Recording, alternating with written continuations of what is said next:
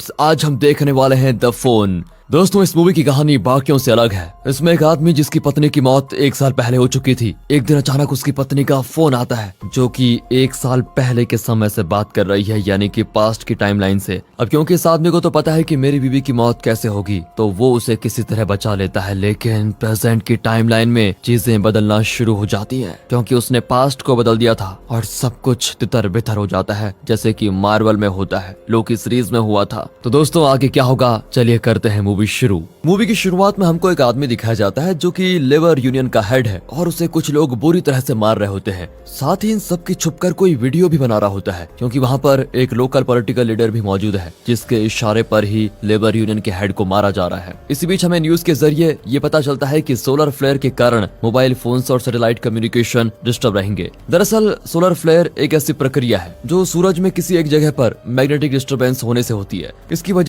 Hi dear viewers, हम आपके लिए लेकर आए हैं एक धमाका ऑफर। नेटफ्लिक्स और अमेजोन प्राइम पर बिग सेविंग। आपकी स्क्रीन पर सभी प्लान्स लिखे हुए हैं। अगर आपको सस्ते में सब्सक्रिप्शन चाहिए तो नीचे दिए गए व्हाट्सएप नंबर पर मैसेज करें।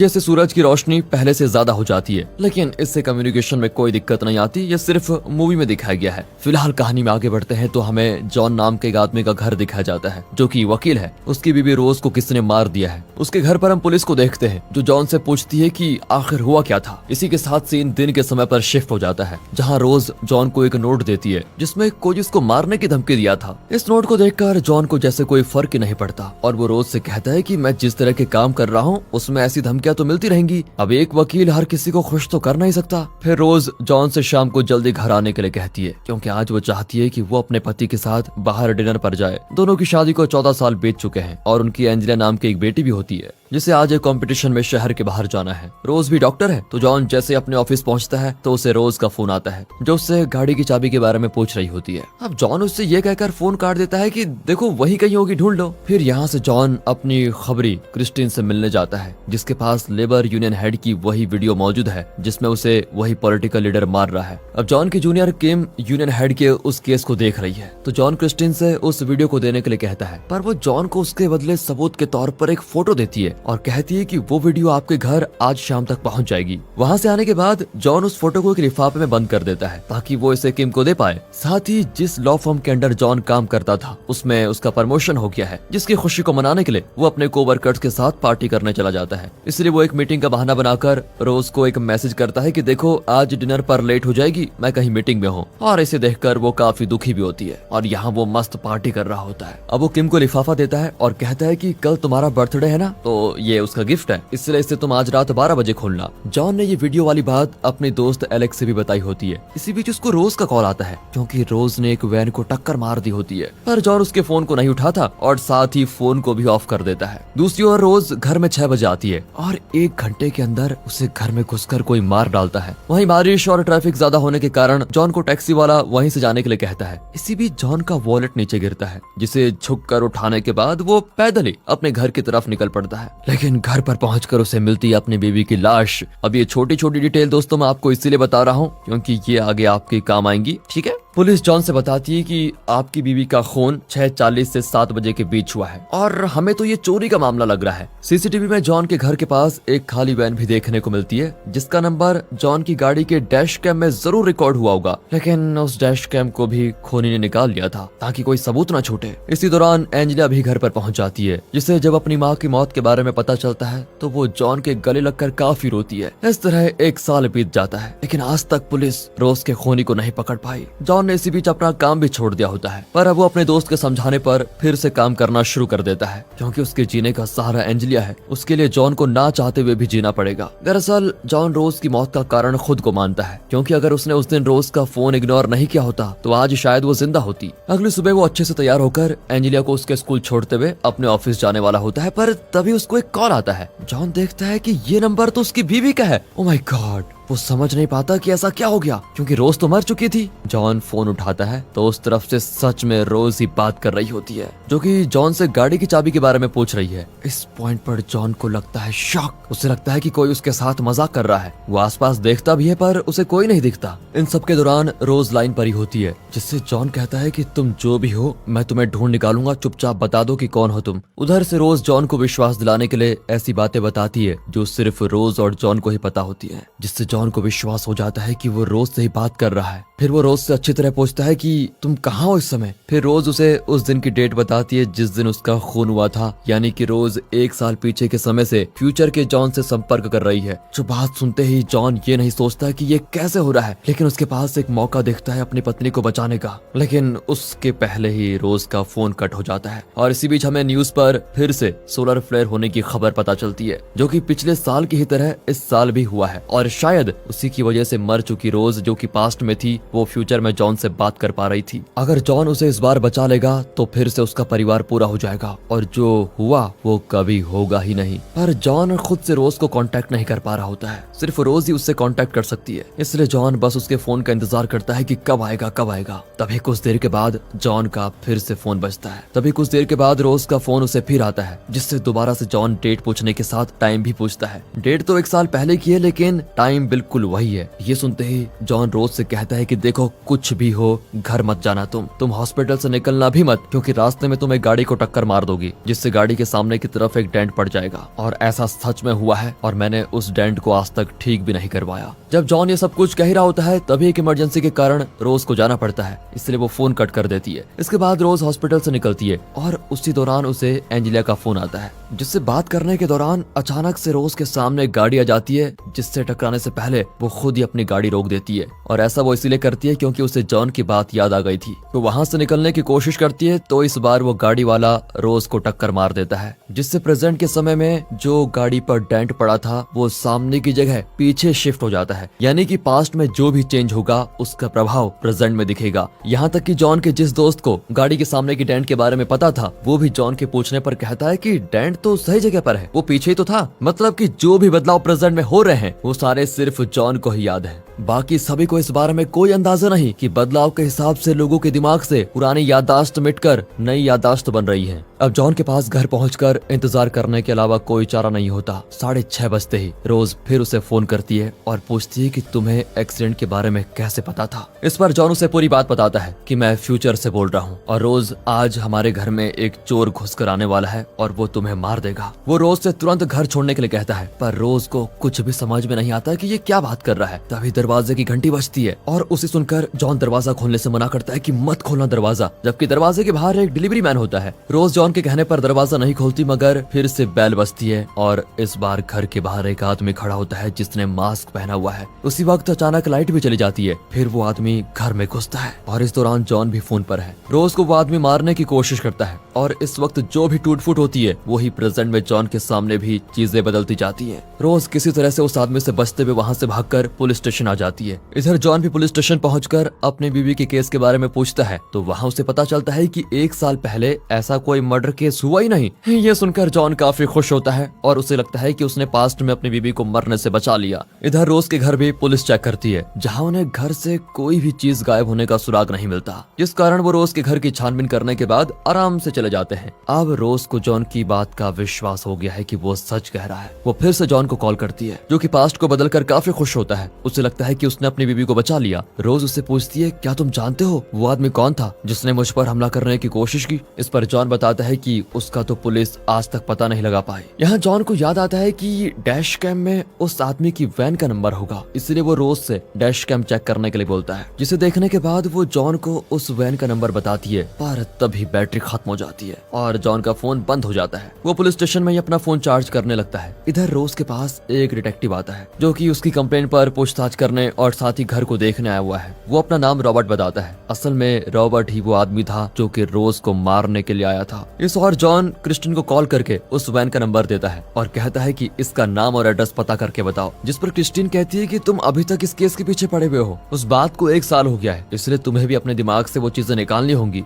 ये चीज सुनते ही जॉन के पैरों तले जमीन खिसक जाती है, यानी कि उसकी बीवी की मौत हो गई है। वो पास्ट बदलने के बाद भी उसे बचा नहीं पाया। फिलहाल आगे हमें रोज को दिखाया जाता है, जो कि रॉबर्ट से बता देती है कि मुझे 1 साल के बाद के फ्यूचर से अपने पति का फोन आया और उन्होंने मुझे इस रॉबरी के बारे में बताया। यहाँ रॉबर्ट रोज से जॉन को कॉल करने के लिए कहता है, जो कि जैसे ही कॉल करती है तो जॉन उसे बताता है कि तुम्हारी मौत अभी टली नहीं है, तुम पर खतरा अभी भी मंडरा रहा है। रोज उसे बताती है कि मेरे साथ एक डिटेक्टिव है, वो तुमसे बात करना चाहते हैं। जॉन रॉबर्ट से बात करता है और उसे सब कुछ बताता है। रॉबर्ट को भी विश्वास नहीं होता और वो अचानक से फोन कट कर देता है। फिर रोज नोटिस करती है कि रॉबर्ट को उसने जॉन का नाम नहीं बताया था, फिर भी वो जॉन का नाम जानता था, यानी कि रॉबर्ट डिटेक्टिव नहीं बल्कि एक किलर है जो रोज को ही मारने आया है। अब रोज रॉबर्ट से कहती है कि मैं अपनी गाड़ी में कुछ भूल गई हूँ, अभी लेकर आती हूँ। इतना कहकर वो गाड़ी में बैठकर वहाँ से निकलने की कोशिश करती है, पर रॉबर्ट उस पर हमला कर देता है और इस पॉइंट पर रोज रॉबर्ट के चेहरे पर स्पार्क प्लग से घाव देती है। साथ ही रॉबर्ट भी उसके पैर में चाकू को आर पार कर देता है, पर रोज गाड़ी स्टार्ट करके वहाँ से भागने में कामयाब हो जाती है। इधर क्रिस्टीन जॉन को कॉल करके बताती है कि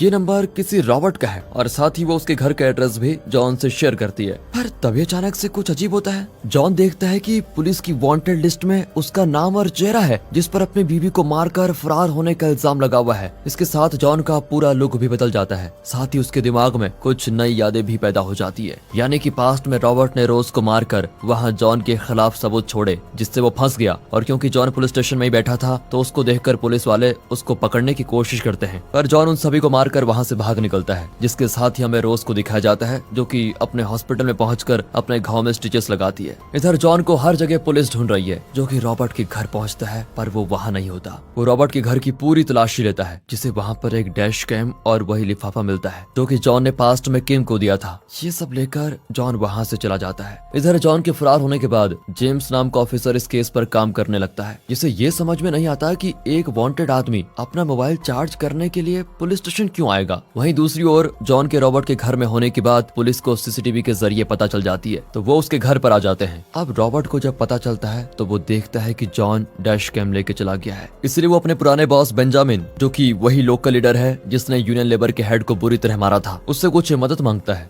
दरअसल रॉबर्ट बेंजामिन के लिए काम करता था। उसने रोज को इसीलिए मारा क्योंकि रोज ने उसका चेहरा और सच देख लिया था। अब क्योंकि रॉबर्ट की एक बेटी है तो वो किसी भी मुसीबत में फंसना नहीं चाहता, इसलिए वो फिर से अपने पुराने काम में लौट जाता है ताकि वो जॉन को ढूंढकर उससे वो डैश कैम लेने के साथ उसे भी मारकर यह किस्सा खत्म कर दे। फिर हमें जॉन दिखाया जाता है, जो कि एक पब्लिक फोन से अपनी बेटी एंजेलिया से बात करता है। अब इस नए बदलाव की वजह से जॉन ने एंजेलिया से रोज की मौत के बाद से बात ही नहीं की है, क्योंकि इस इल्जाम की वजह से वो फरार हो गया था। वो अपनी बेटी से भी बताता है कि बेटी, मैंने रोज यानी तुम्हारी माँ को नहीं मारा। साथ ही वो उससे बात ना करने के लिए माफी भी मांगता है। हालांकि एंजेलिया के साथ पुलिस वाले, जिन्होंने बाप बेटी की बातों के दौरान जॉन की लोकेशन को पता लगा लिया है, वो सभी जॉन को पकड़ने के लिए वहाँ पर पहुँच जाते हैं, जिन्हें जॉन भी देखता है। और जॉन की नजर तभी किम पर पड़ती है, जिसे मारने के लिए कुछ लोग यहाँ पर आए हुए होते हैं। अब उसे देखकर जॉन किम का पीछा करने लगता है। इधर पुलिस भी उसको चारों तरफ खोज रही होती है। वहीं जॉन किम को उसे मारने आए हुए लोगों से बचाता है, जिन्हें जाहिर है बेंजामिन ने भेजा होगा। वो किम को एक तरह खींचकर उससे उस लिफाफे के बारे में पूछता है जो उसने उसके बर्थडे पे 1 साल पहले दिया था। किम बताती है कि उस वक्त मैं साबित नहीं कर पाई क्योंकि आपने लिफाफे में फोटो तो दी थी पर वो वीडियो नहीं दिया जिसमें बेंजामिन का चेहरा साफ नजर आ रहा था। फोटो तो काफी ब्लर थी, उससे कुछ भी साबित करना नामुमकिन के बराबर ही था। अब यहाँ पर किम और जॉन बात कर ही रहे होते हैं, तभी जॉन के सामने पुलिस वाले आ जाते हैं और फिर उसे वहाँ से भागना ही पड़ता है। काफी लंबी भाग दौड़ के बाद पुलिस जॉन को चारों तरफ से घेरने में कामयाब हो जाती है। ये देखकर तो जॉन पानी में कूद जाता है और इस तरह वो पुलिस के चंगुल से बच जाता है, पर पानी में वो लिफाफा और डैश कैम दोनों ही जॉन से गिर जाते हैं। फिर जॉन एक सुनसान गली में जाता है जहाँ उसको जाते हुए